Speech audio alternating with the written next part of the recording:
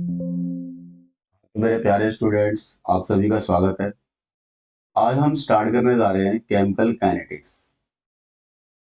ये चैप्टर हमारा fourth unit है। ये हमारी फोर्थ यूनिट है। प्लस टू की बात करें अगर हम, तो ये हमारा फोर्थ चैप्टर है हमारा chemical kinetic. First of all तो आपके माइंड में यही आना चाहिए कि भाई केमिकल काइनेटिक का मीनिंग बेसिकली होता क्या है। देखिए, केमिकल का मतलब यहाँ पर हमारे लिए है केमिकल रिएक्शन। केमिकल को आप क्या कह सकते हैं भाई? Chemical reaction. और काइनेटिक की बात करते हैं तो काइनेटिक का मतलब होता है कि स्पीड, या फिर आप कह सकते हैं भी रेट। यानी कि जो केमिकल रिएक्शन है उसकी स्पीड या फिर उसका रेट, तो किस स्पीड से कोई रिएक्शन टेक प्लेस कर रही है। यही मीनिंग होता है आपका इस चैप्टर यानी कि केमिकल काइनेटिक का। बाकी एडवांस लेवल पे भी इसकी स्टेटमेंट की बात करेंगे। फिलहाल अगर आपसे सिंपल वर्ड्स में बात करें तो केमिकल काइनेटिक का मतलब है कि किसी भी केमिकल रिएक्शन की स्पीड या फिर किसी भी केमिकल रिएक्शन का रेट। ठीक है जी। अब इस चैप्टर पे आने से पहले थोड़ा सा मैं आपको रिमाइंड कराना चाहता हूँ कि भाई आपने थर्मोडायनेमिक चैप्टर 11th में पढ़ा था। थर्मोडायनेमिक, तो उस चैप्टर के अंदर हमने फिजिबिलिटी ऑफ रिएक्शन के बारे में बात करी थी आपसे। इसकी बात करी थी फिजिबिलिटी। फिजिबिलिटी का मतलब होता है कि भाई कोई भी रिएक्शन हमारी टेक प्लेस कर रही है या नहीं कर रही है, ये चीज डिसाइड करना। तो फिजिबिलिटी को हम डेल्टा जी की टर्म में डिफाइन करते हैं कि भाई अगर डेल्टा जी का साइन अगर हमारा नेगेटिव है तभी आपकी रिएक्शन आपकी क्या होगी? ये फिजिबल होगी। फिजिबिलिटी के लिए क्या है? डेल्टा जी का साइन का नेगेटिव होना हमारे लिए मस्ट है। अगर डेल्टा जी का साइन नेगेटिव होता है तो हम बोलते हैं कि रिएक्शन हमारी फिजिबल है, यानी कि वो हो जाएगी, टेक प्लेस कर जाएगी। लेकिन वहां पे इस थर्मोडायनेमिक वाले चैप्टर के अंदर हमें ये नहीं पता चल रहा था कि अगर रिएक्शन टेक प्लेस कर जाएगी ये बात तो ठीक है, लेकिन रिएक्शन किस स्पीड से होगी, किस रेट से होगी, कितने टाइम में टेक प्लेस करेगी, इसके बारे में कोई भी इंफॉर्मेशन हमारे को थर्मोडायनेमिक चैप्टर के अंदर नहीं मिल रही। ठीक है जी। वहां तो फिर अब ये पता चला कि हमारे को कि अगर डेल्टा जी नेगेटिव होगा तो रिएक्शन हो जाएगी। अगर डेल्टा जी का साइन नेगेटिव की बजाय अगर वो पॉजिटिव होता है, डेल्टा जी का साइन अगर वो पॉजिटिव होता है, इसका मतलब रिएक्शन आपकी बोलेंगे हम नॉट फिजिबल। Not feasible. ठीक है जी। फिजिबल कब होगी? जब डेल्टा जी का साइन कैसा हो? नेगेटिव। लेकिन रिएक्शन की स्पीड, रिएक्शन का रेट, वहां पे हमें इसके बारे में कुछ भी पता नहीं चल रहा था, क्योंकि उस चैप्टर में हम क्या करते हैं, इनिशियल और फाइनल स्टेट के साथ में डील करते हैं बस, और बाकी पाथ से हमें कोई मतलब नहीं होता। यानी कहने का मतलब है पाथ को एक्सप्लेन नहीं कर रही थी थर्मोडायनेमिक ब्रांच हमारे लिए।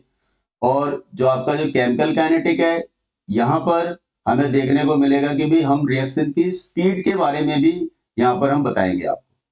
भाई कोई रिएक्शन हो रही है तो आपकी किस स्पीड से हो रही है, ठीक है, और कौन कौन से फैक्टर्स हैं जो रिएक्शन के ऊपर अपना इन्फ्लुएंस डाल रहे हैं। तो ये सारी बातें यहाँ पर हमारे को देखने को मिलेगी। ठीक है जी। आगे जैसे जैसे टॉपिक को हम आगे कंटिन्यू करेंगे,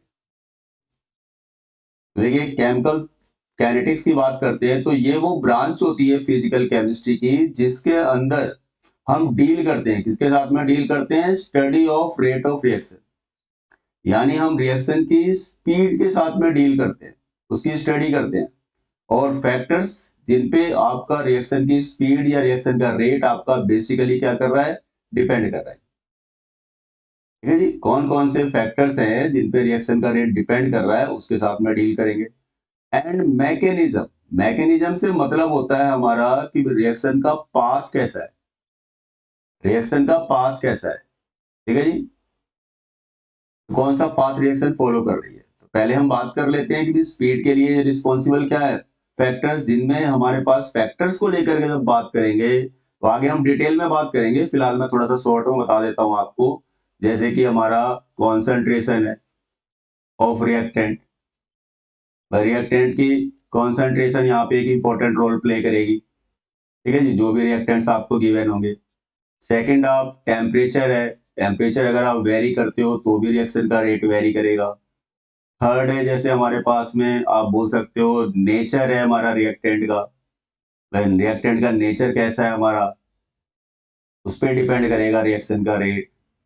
जैसे हमारा फोर्थ फैक्टर है, आप बोल सकते हो सरफेस एरिया रिएक्टेंट का कैसा है हमारा, सरफेस एरिया ऑफ रिएक्टेंट, ठीक है जी, सरफेस एरिया ऑफ रिएक्टेंट। अगर कोई कैटलिस्ट यूज कर लिया है तो भी रिएक्शन का रेट वेरी कर जाएगा, तो आप बोल सकते हो प्रेजेंस ऑफ कैटलिस्ट। एंड अगर कई बार क्या होता है देखिए कि कोई रिएक्शन आपकी जब टेक प्लेस करती है तो वो डार्क में होती ही नहीं है, केवल लाइट की प्रेजेंस उनके लिए जरूरी होती है। अगर लाइट की प्रेजेंस नहीं है तो रिएक्शन टेक प्लेस ही नहीं करेगी। तो ऐसी रिएक्शंस के लिए प्रेजेंस ऑफ लाइट रेडिएशंस का भी एक इंपॉर्टेंट रोल हो जाता है। प्रेजेंस ऑफ आप बोलेंगे लाइट रेडिएशंस। तो ये मैंने आपको फैक्टर्स बताए जिनको लेकर के आगे हम डिटेल में बात करेंगे, जिन पे रिएक्शन का रेट बेसिकली आपका डिपेंड कर रहा है। एंड लास्टली आपने देखा मैकेनिज्म, कोई भी रिएक्शन हो रही है तो उसमें कितने स्टेप में रिएक्शन हो रही है, वो स्टेप स्लो हैं, फास्ट हैं, ये सारी बातें हम आगे करेंगे। तो अगर आपसे स्टेटमेंट बोलते हैं कि भाई केमिकल काइनेटिक्स को कैसे डिफाइन करना है आपने, तो क्या बोल सकते हैं भाई, it is that branch of physical chemistry in which it deals with the study of rate of reaction, factors on which rate of reaction depends and mechanism followed by the reaction. तो ये तो बात हो गई आपकी statement की, ठीक है जी।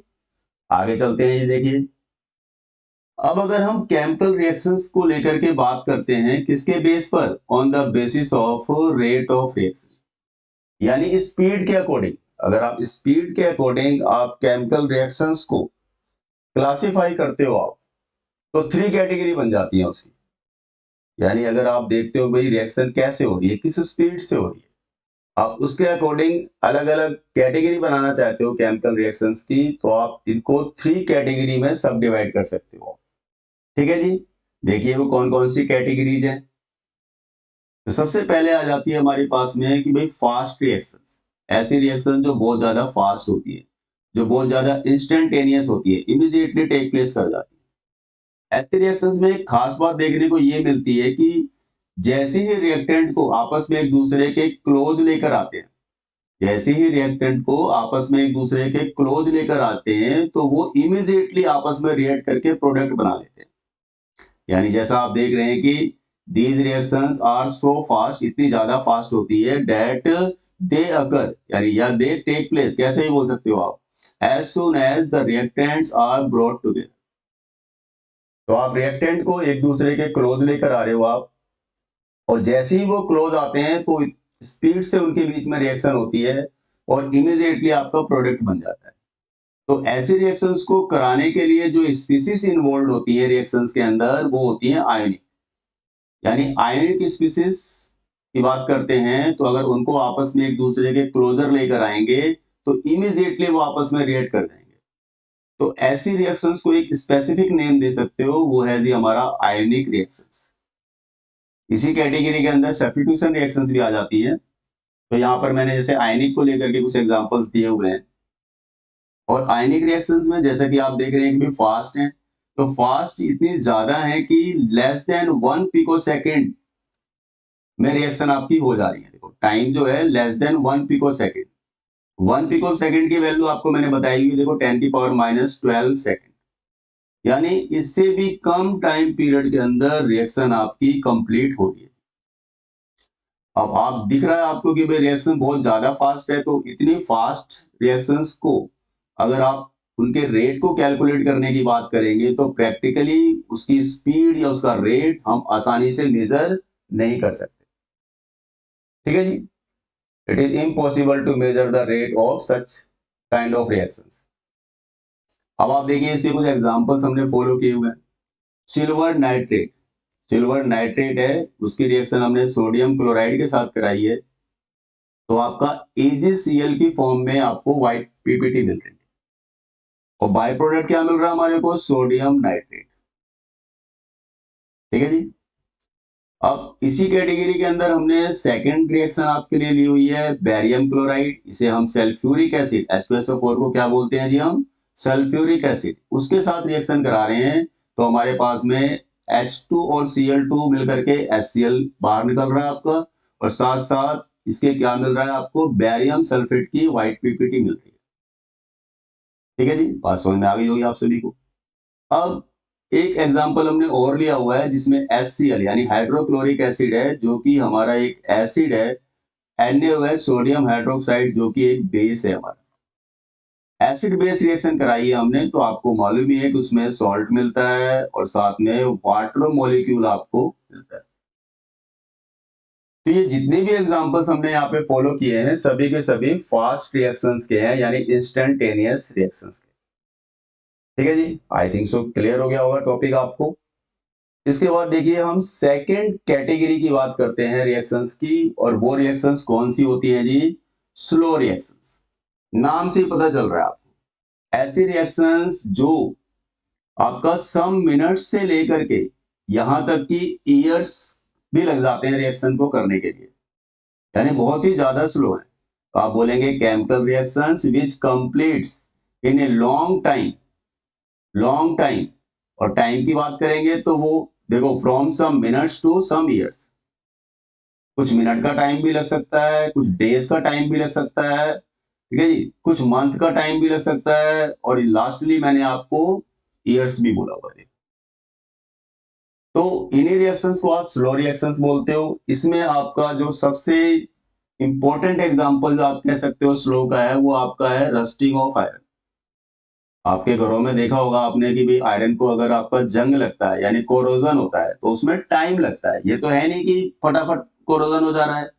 उसके ऊपर आपने पता है आयरन ऑब्जेक्ट के ऊपर पेंट किया हुआ है आपने, या ऑयलिंग वगैरह कर रखी है, ग्रीसिंग वगैरह कर रखी है, तो और भी जल्दी जंग नहीं लगेगा, तो रिएक्शन और भी यानी कि स्लो हो जाती है उस कंडीशन में। तो रस्टिंग ऑफ आयरन एक स्लो रिएक्शन का एग्जांपल है। अब दूसरी कैटेगरी में आपका देखिए, आपका हाइड्रोजन एंड ऑक्सीजन की बात कर रहे हैं, रूम टेम्परेचर पर इनके बीच में रिएक्शन करानी है। तो एक्चुअली में क्या होता है, अगर आपने कोई कैटलिस्ट यूज नहीं किया हुआ, टेम्परेचर अगर लो है, तो हाइड्रोजन और ऑक्सीजन भी बहुत ज्यादा स्लोली रिएक्ट करेंगे, ऑलमोस्ट बहुत कह सकते हो कि भाई रिएक्टिविटी इनकी कम हो जाती है। किस पे हम बात कर रहे हैं आपसे, रूम टेम्परेचर की। ठीक है, अगर हाई टेम्परेचर प्रोवाइड करेंगे, कैटलिस्ट यूज करेंगे, तो रिएक्शन हो जाएगी, लेकिन अगर रूम टेम्परेचर पर आप नॉर्मली आप रिएक्शन कराएंगे, तो आपका ये जो वाटर मॉलिक्यूल दिखा रहे हैं आपको, ये आसानी से बनेगा नहीं। ठीक है जी, तो ये तो बात हो गई हमारी स्लो रिएक्शंस की। ठीक है जी, बात समझ में आ गई होगी आपको। आगे बढ़ते हैं, देखिए इसकी थर्ड और लास्ट कैटेगरी को लेकर के बात करते हैं। तो इसमें हमारी मॉडरेटली स्लो रिएक्शंस आ जाती है। मॉडरेटली वर्ड यूज किया हुआ है। मॉडरेटली मतलब यहाँ पर इंटरमीडिएट से है, यानी ऐसी रिएक्शंस जिनकी जो स्पीड होती है वो हमारी क्या होती है, फास्ट और वेरी स्लो रिएक्शंस के बीच में आती है। ना तो बहुत ज्यादा फास्ट होती है, ना बहुत ज्यादा स्लो होती है, एक मीडियम स्पीड से रिएक्शन टेक प्लेस करती है। तो chemical reactions which are intermediate between, आप बोलेंगे स्लो एंड फास्ट रिएक्शन। और इंपॉर्टेंट बात यह है कि इनके रेट को आप मेजर कर सकते हो आप at room temperature. Measurable rates की बात करते हैं, इनका होता है एट रूम टेम्परेचर। तो ऐसी रिएक्शंस को आप क्या बोलते हैं भैया, मॉडरेटली स्लो रिएक्शंस बोलते हैं। इस चैप्टर के अंदर हमने इन्हीं रिएक्शंस को लेकर के बात करनी है, यानी इंडस्ट्रियल पर्पस में यूज में आने वाली रिएक्शंस है हमारी ये।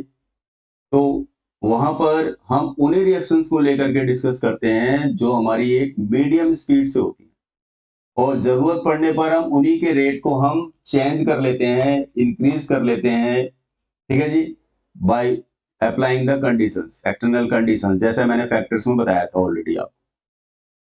तो इसमें देखिए हमारे पास में फर्स्ट एग्जांपल लिया हुआ है मैंने, decomposition of nitrogen pentoxide. Nitrogen pentoxide का क्या फॉर्मूला होता है, N2O5।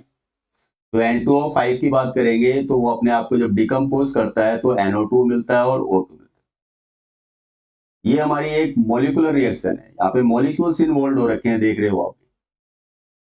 अब ऐसे ही हमारा देखो सेकंड एग्जांपल है हाइड्रोलिसिस ऑफ एन एस्टर। तो ये भी हमारा मोलिकुलर रिएक्शन की कैटेगरी के अंदर आ जाता है केस। इसमें फॉर्मूला क्या होगा CH3COO2H5 का। इसको क्या बोलेंगे भाई हम, इसका क्या नेम होगा, आप बोलेंगे इथाइल एसीटेट। CH3COO कौन सा ग्रुप होता है, एसीटेट ग्रुप होता है, C2H5 लगा हुआ है, इथाइल एसीटेट हो गया। अब ये क्या देखिए CH3COOH, इसको बोलते हैं हम एसिटिक एसिड, एसिटिक एसिड। और ये हमारा क्या हो गया, इथाइल अल्कोहल या फिर इथेनॉल भी बोल सकते हो आप। ठीक है, तो आपने देखा डिकम्पोजिशन किया, सॉरी हाइड्रोलिसिस किया हुआ है आपने किसका जी, एस्टर का। तो फाइनली हमारे पास में आपका एसिटिक एसिड मिल रहा है और इथाइल अल्कोहल मिल रहा है। ठीक है जी। तो आपका इसी तरीके से हमारे पास में आपने देखा कि भाई 3 कैटेगरीज हो रही है रिएक्शंस की, इसके अकॉर्डिंग, रेट के अकॉर्डिंग। फास्ट रिएक्शन यानी इंस्टेंटेनियस रिएक्शन भी बोलते हो आप उन्हें, स्लो रिएक्शंस, और थर्ड वन क्या है हमारी, last one, moderately slow reactions. ठीक है जी। तो आगे चलते हैं, देखिए अब आप, जैसा कि हम बार बार स्पीड को लेकर के बात कर रहे हैं, स्पीड या फिर रेट से क्या मतलब है भाई, रेट या स्पीड से क्या मतलब है। तो आपको देखिए रेट या स्पीड से मतलब होता है change in concentration of any one of the reactant और product per unit time. Rate का मतलब होता है कि चेंज इन कंसंट्रेशन, चाहे वो रिएक्टेंट की हो चाहे वो प्रोडक्ट की हो, in the given time interval. तो कंसंट्रेशन का चेंज पर यूनिट टाइम के अंदर हम बोलेंगे वही क्या हमारा रेट है। यानी जो भी कंसंट्रेशन आपकी चेंज हो रही है, चाहे वो रिएक्टेंट की हो रही हो चाहे वो प्रोडक्ट की हो रही हो, पर यूनिट टाइम के अंदर, तो उसी को बोलेंगे हम भाई रेट। अभी देखना है एग्जांपल्स में समझते हैं सारी चीजें। तो आपको जनरल एक रिएक्शन दे दी है हमने, आपका ये ए क्या है हमारा, एक रिएक्टेंट है, बी क्या एक रिएक्टेंट है, दोनों आपस में रिएक्ट कर रहे हैं, और प्रोडक्ट जो बन रहा है वो सी एंड डी बन रहा है। ये small A and small B क्या स्टोइकियोमेट्रिक कोफिशिएंट्स हैं, ऐसे ही देखो small C and small D क्या स्टोइकियोमेट्रिक कोफिशिएंट्स। ठीक है जी। भाई कितने मोल्स मिल रहे हैं हमारे को रिएक्टेंट और प्रोडक्ट के। अब आप देखिए, जैसे मैंने आपको बताया कि रेट को हम रिएक्टेंट की टर्म में भी ले सकते हैं, प्रोडक्ट की टर्म में भी ले सकते हैं। तो it can be expressed in terms of reactants as well as in terms of product. अब कैसे एक्सप्रेस करते हैं वो चीजें हमने देखनी है। फिर फिलहाल आपको ये तो समझ में आ ही गया है रेट का मतलब क्या होता है, कि change in concentration of any one whether it is reactant और प्रोडक्ट पर यूनिट टाइम। तो इसी को क्या बोलते हैं भाई, हम रेट बोलते हैं। आगे चलते हैं, देखिए अब आप, अगर रिएक्टेंट की टर्म में रेट को लेना है आपने, रिएक्टेंट की टर्म में, जैसे अब आपने अभी रिएक्शन देखी थी आपने, कि रिएक्शन क्या दिखाई थी मैंने भी, ए और ये आपका बी बी, और ये क्या रखा हमारा सी सी, और ये डी एंड डी। तो यहाँ पे रिएक्टेंट की बात करेंगे तो ये हमारा भाई रिएक्टेंट्स हैं हमारे, ये हमारे पास रिएक्टेंट्स है। अब आप खुद दिमाग लगाइए कि अगर कोई भी रिएक्शन अगर हो रही है, टेक प्लेस कर रही है, तो रिएक्टेंट ही तो प्रोडक्ट में चेंज हो रहा है। यानी कि जैसे जैसे टाइम बीतेगा, time with the passage of time की बात करेंगे, तो धीरे धीरे ये रिएक्टेंट का अमाउंट क्या होता जाएगा, कम होता जाएगा, क्योंकि वो तो प्रोडक्ट में चेंज हो रहा है। तो रिएक्टेंट की कॉन्सेंट्रेशन टाइम के साथ क्या होती है, डिक्रीज होती जाती है। तो कंसंट्रेशन में जो चेंज है हमारा, तो हमें क्या देखने को मिल रहा है, डिक्रीज इन कंसंट्रेशन। तो आपको पता है रेट क्या होता है, कंसंट्रेशन अपॉन टाइम का केस होता है। तो हमें क्या दिख रहा है यहाँ पे, decrease in concentration of reactant upon में टाइम टेकर। ठीक है जी। डिक्रीज इन कॉन्सेंट्रेशन की बात करेंगे ऑफ रिएक्टेंट अपॉन में टाइम टेकर। अब चाहे हम ए के लिए बात कर लें चाहे बी के लिए बात कर लें, दोनों की कंसंट्रेशन क्या हो रही है, टाइम के साथ क्या हो रही है, डिक्रीज। ठीक है जी। तो अगर हम रेट की बात करते हैं, रेट की बात करते हैं रिएक्शन के लिए, तो क्या हो जाएगा आपका, देखो ए के लिए बात कर रहे हैं तो डी अपॉन में डी टी ऑफ ए। अब ये स्टोइकियोमेट्रिक कोएफिशिएंट क्या है, ए है। स्टोइकियोमेट्रिक कोएफिशिएंट की कोई भी वैल्यू, जैसे अगर आप स्टोइकियोमेट्रिक कोएफिशिएंट को आप एन लेके चल रहे हो आप, तो उस कंडीशन में आप 1 अपॉन एन करके आप वैल्यू को इंडिकेट करते हो आप। जैसे मान लीजिए हमारे पास में, अब आपके पास में क्या है, यहाँ पे ए है वैल्यू, ये क्या हो जाएगा 1 अपॉन ए। और रिएक्टेंट टाइम के साथ डिक्रीज हो रहा है, तो इस डिक्रीजमेंट के लिए लगाते हैं माइनस साइन। माइनस साइन क्या इंडिकेट कर रहा है कि ए रिएक्टेंट का जो कंसंट्रेशन का जो केस है वो क्या हो रहा है, टाइम के साथ डिक्रीज हो रहा है। और ऑलवेज ध्यान रखना है आपने कि जो कंसंट्रेशन होती है, मोलर कंसंट्रेशन, उसे आपने स्क्वायर ब्रैकेट में दिखाना है। तो ए की कंसंट्रेशन को देख लो हमने किस में दिखाया हुआ है, स्क्वायर ब्रैकेट के अंदर दिखाया हुआ है। सेम ऐसी बी के लिए भी बात करेंगे तो बी के लिए क्या हो जाएगा बोलेंगे तो 1/b हो जाएगा बाई d/dt ऑफ बी। ठीक है, तो इस तरीके से आप रिएक्टेंट की कंसंट्रेशन को आप एक्सप्रेस कर सकते हो। ये देखिए आपने एक्सप्रेस किया हुआ है। तो रेट चाहे हम ए का दिखाएं चाहे बी का दिखाएं, आप किसी के लिए भी रेट को आप एक्सप्रेस कर सकते हो। आप रिएक्टेंट के लिए कॉन्सेंट्रेशन डिक्रीज होती है तो आपको माइनस साइन आपको यहाँ पे फॉलो करना है। ठीक है जी, ये ध्यान रखना है आपने, जो इस बात को इंडिकेट कर रहा है कि भाई टाइम के साथ कॉन्सेंट्रेशन क्या हो रही है, हमारी डिक्रीज हो रही है। तो आई थिंक सो बात यहाँ पे समझ में आ गई होगी। अब अगर यही चीज हम प्रोडक्ट की टर्म में बात करते हैं, देखिए इन टर्म्स ऑफ प्रोडक्ट्स, तो टाइम के साथ प्रोडक्ट तो बढ़ेगा, तो रेट क्या हो जाएगा भाई, increase in concentration of product upon में टाइम टेकन। ठीक है जी, increase in concentration of product upon में टाइम टेकन। तो रेट की बात करें तो प्रोडक्ट में क्या था हमारे पास, बोलिए प्रोडक्ट में क्या था, आपने देखा था, हमने इसी रिएक्शन को लेकर के बात करी थी आपसे, हमने इसी रिएक्शन को लेकर के बात करी थी। तो प्रोडक्ट में यहाँ पर ये देखो, ये प्रोडक्ट्स हैं हमारे। अब जैसे आपने रिएक्टेंट के लिए बात करी तो रेट क्या हो जाएगा बोलेंगे, तो यहाँ पर रेट क्या हो जाएगा बोलेंगे, तो अगर आप ये प्रोडक्ट है हमारे पास में तो सी के रिस्पेक्ट में बात करें तो 1/c प्लस, प्लस को चाहे इंडिकेट नहीं भी करते हो, जैसे यहाँ पे प्लस इंडिकेट नहीं किया हुआ तो लेकिन अंडरस्टूड है कि यहाँ पे प्लस है। अगर वैल्यू के आगे कोई साइन नहीं है तो अंडरस्टूड है कि वो पॉजिटिव होता है। नेगेटिव लगाना हाँ मस्ट हो जाता है हमारे लिए, d/dt ऑफ सी।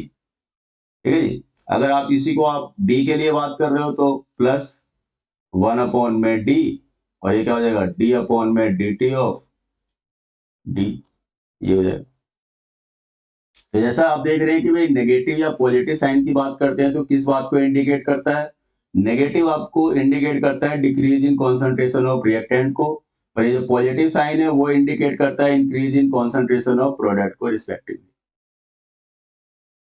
ठीक है जी, तो आपको इतनी बात आपको समझ में आ गई होगी।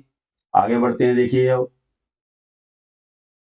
ओवरऑल रेट की बात करते हैं। ओवरऑल रेट को समझने के लिए पहले एक छोटी सी बात आपको मालूम होनी चाहिए कि ओवरऑल रेट की बात करेंगे तो आपको मालूम है कि भाई rate of disappearance,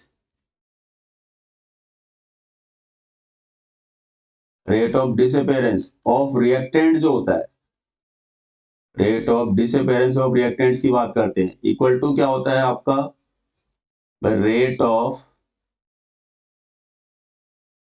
formation of product होता है।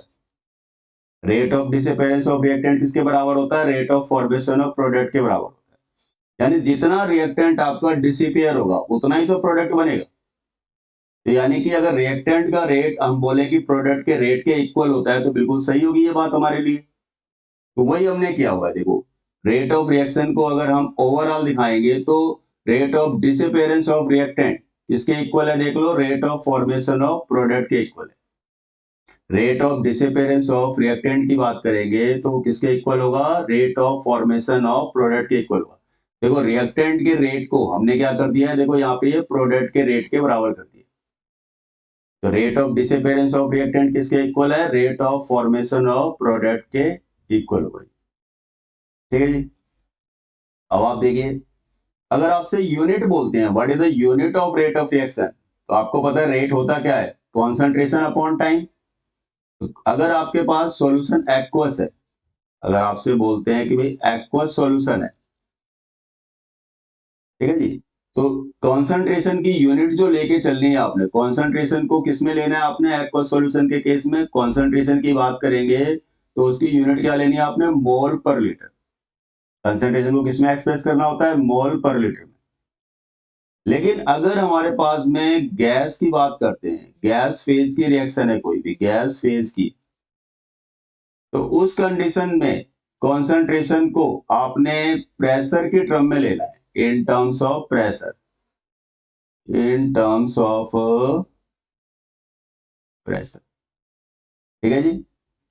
यानी अब आप देखो, अगर हम एक्वस फेज की बात कर रहे हैं तो कॉन्सेंट्रेशन की यूनिट ले ली मोल पर लीटर अपॉन टाइम होता है, तो ऊपर टाइम जाएगा तो टाइम इनवर्स, सेकंड है तो सेकंड इनवर्स, मिनट है तो मिनट इनवर्स, आवर है तो आवर इनवर्स, तो उसी के अकॉर्डिंग आपकी टाइम का इनवर्स हो जाएगा। बाकी अगर हम कोई गैसियस रिएक्टेंट्स की बात करते हैं तो कॉन्सेंट्रेशन अपॉन टाइम होता है, तो कॉन्सेंट्रेशन में देखो हमने प्रेशर के टर्म में बात करी है, एटीएम यूनिट ले रखी है, देखो आप एटीएम, बार, पास्कल, एमएमओ, एचजी, तो ये सारी यूनिटें होती हैं प्रेशर के लिए। तो वहां पर प्रेशर के टर्म में बात करनी है आपने कॉन्सेंट्रेशन को, कब, जब हम गैसियस रिएक्टेंट्स की बात करें, गैसियस फेज की रिएक्शन की बात कर रहे हैं, और टाइम आपका एज इट इज मान लो सेकंड में लिया हुआ है तो पर सेकंड। तो आप इस तरीके से आप किसी भी रिएक्शन का रेट आप एक्सप्रेस कर सकते हैं और उसकी यूनिट को हम बता सकते हैं। ठीक है जी, तो यहां तक आपको बात क्लियर हो गई होगी। ठीक है जी, तो नोट डाउन कर लेंगे इसे आप।